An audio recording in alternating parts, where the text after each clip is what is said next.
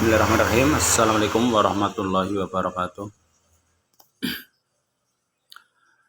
Saya mau membacakan hasil PTT saya tentang konsep fikih dalam Islam dan sejarah perkembangannya. Pengertian fikih dalam Islam. Kata fikih adalah bentukan dari kata fikion yang secara bahasa berarti pemahaman yang mendalam yang menghendaki pengarahan potensi akal. Konsep ilmu fikih dalam Islam merupakan salah satu bidang keilmuan dalam syariah Islam yang secara khusus membahas persoalan hukum atau aturan yang terkait dengan berbagai aspek kehidupan manusia, baik menyangkut individu, masyarakat, maupun hubungan manusia dengan penciptanya.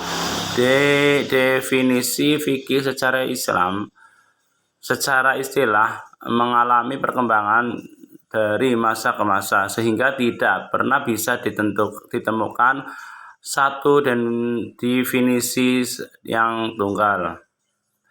Imam Syafi'i mendefinisikan fikih sebagai ilmu pengetahuan mengenai hukum-hukum syariah yang berlandasan kepada dalil-dalil yang terperinci.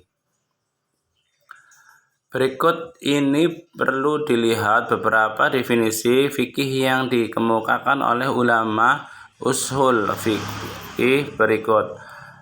Ilmu yang mempunyai tema pokok dengan kaidah dan prinsip tertentu. Definisi ini muncul dikarenakan kajian fikih yang dilakukan oleh fuqaha menggunakan metode tertentu seperti qiyas, istisan, istihab, maslahah mursalah, dan muzur zariyah. Ilmu tentang hukum syariah yang berkaitan dengan perbuatan manusia, baik dalam bentuk perintah wajib, larangan haram, pilihan atau mubah, anjuran untuk melakukan sunnah, maupun anjuran agar menghindarinya, makruh yang didasarkan pada sumber-sumber syariah, bukan akal atau perasaan.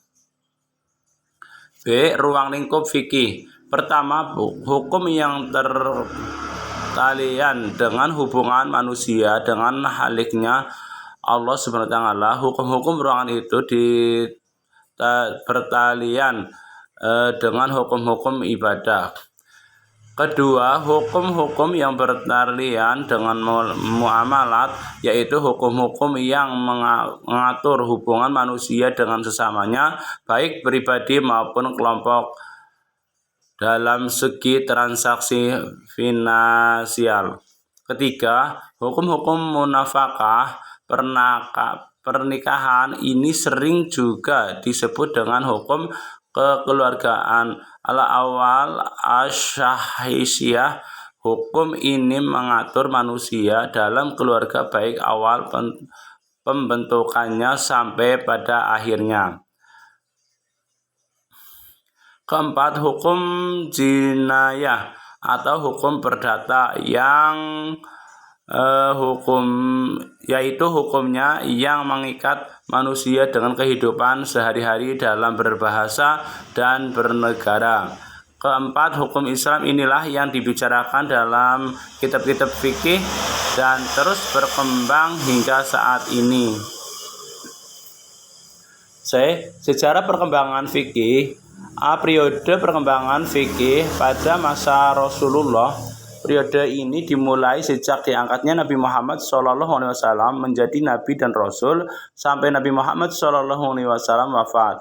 Periode ini sangat singkat sekali, hanya sekitar 2-3 tahun. Akan tetapi pengaruhnya sangat besar terhadap perkembangan ilmu fikih. Masa Rasulullah SAW ini yang mewariskan sejumlah nasah hukum baik dari Al-Quran maupun Sunnah, mewariskan prinsip-prinsip hukum Islam baik yang tersebut dalam dalil-dalil kuliah maupun yang tersirat pada Al-Quran dan Al-Sunnah. Pada masa ini, ilmu fikih lebih bersifat praktis dan realis. Dalam arti hal ini, kaum muslim mencari hukum dari suatu peristiwa tersebut betul-betul terjadi. Misal, pada masa itu, pada seorang muslim bisa disebut diperlakukan solusi. Jadi pada masa ini, para kaum Islam itu langsung mencari hukum-hukumnya, langsung dengan menanyakan kepada Rasulullah SAW untuk menemukan suatu solusi dan peristiwa kasus itu.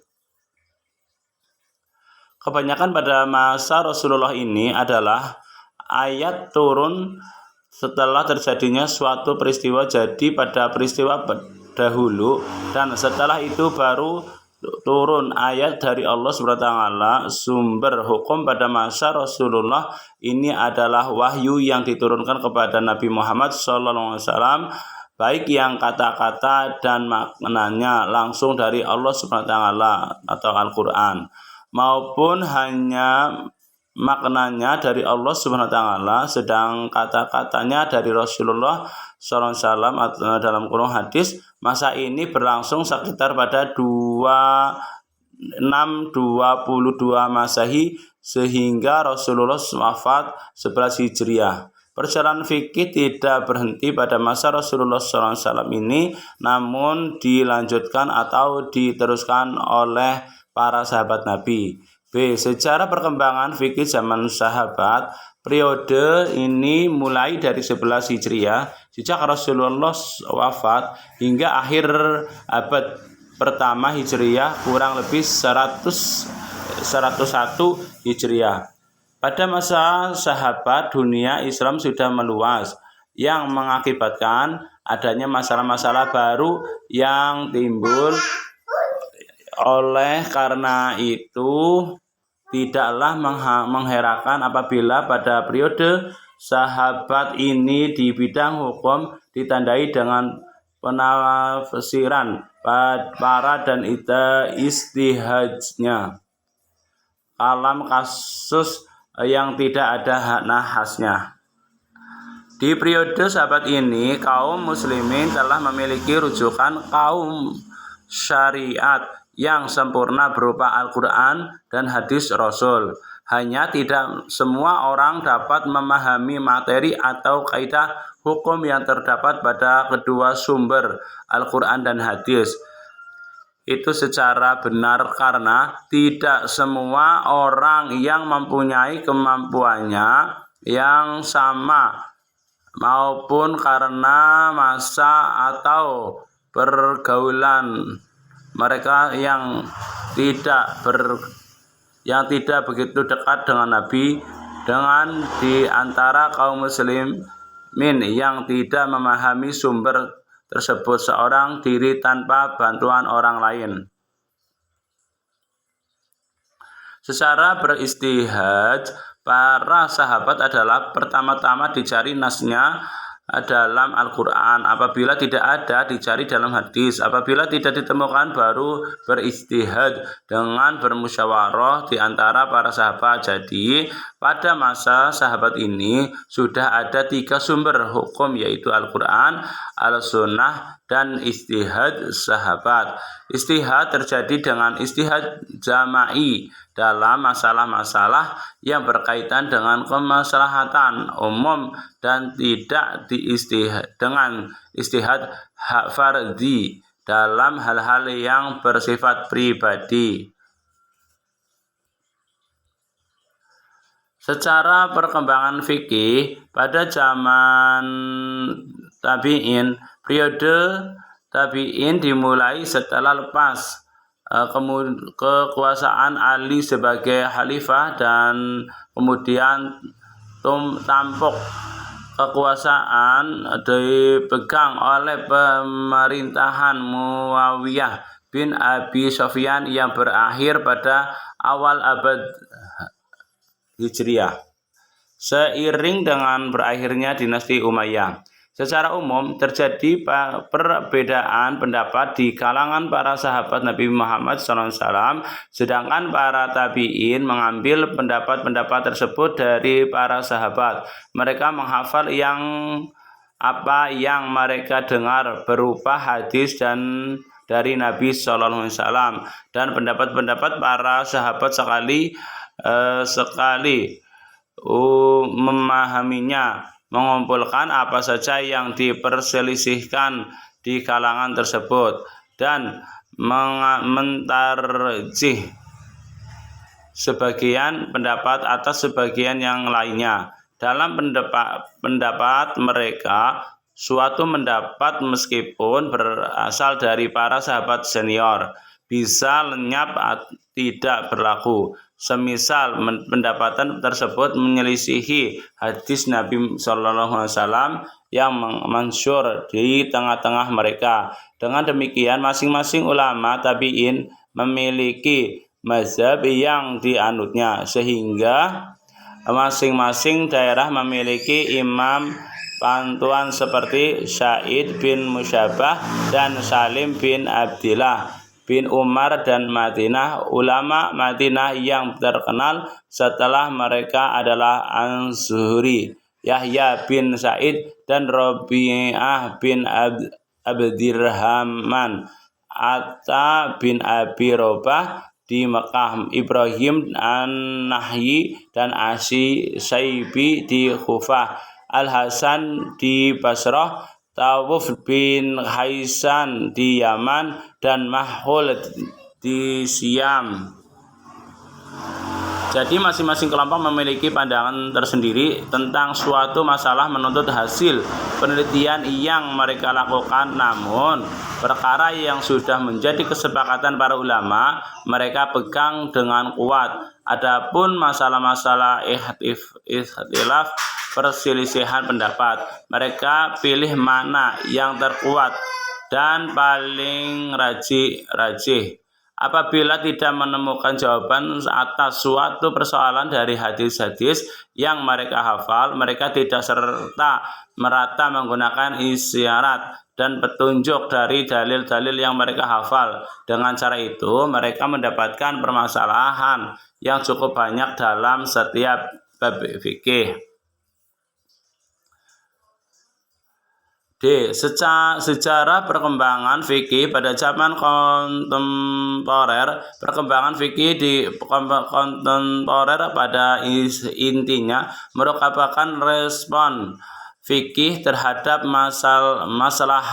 masalah baru yang tidak memiliki legitimasi mengesahkan klasik. Walaupun fikih klasik tidak memiliki legitimasi terhadap persoalan baru, bukan berarti fikih klasik tidak mampu menjawab persoalan baru. Justru salah satu prinsip pembentukan fikih kontemporer harus berpijak kepada fikih klasik, dan metodologi pembentukan fikih sebagai pijakan dasar pembentukan fikih kontemporer. Dasar ini sering terlupakan oleh para fikih ketika menyelesaikan persoalan baru. Menurut Dr. Yusuf Al-Gardawi, dalam menganalisis fikih kontemporer, beliau membagi dalam 3 golongan besar, yaitu tradisionalis, liberalis, dan moderatis. 1. Golongan pertama adalah golongan yang mendepankan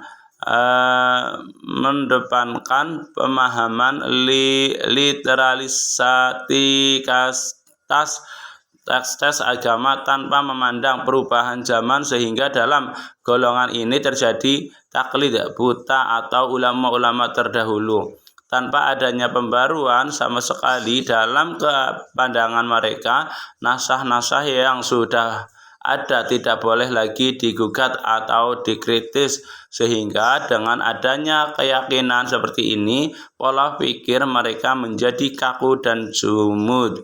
Maka tidak heran kalau banyak dari golongan ini yang berpikiran ekstrem dan fundamental. Akibatnya mereka mengalami golongan yang selain mereka adalah kafir.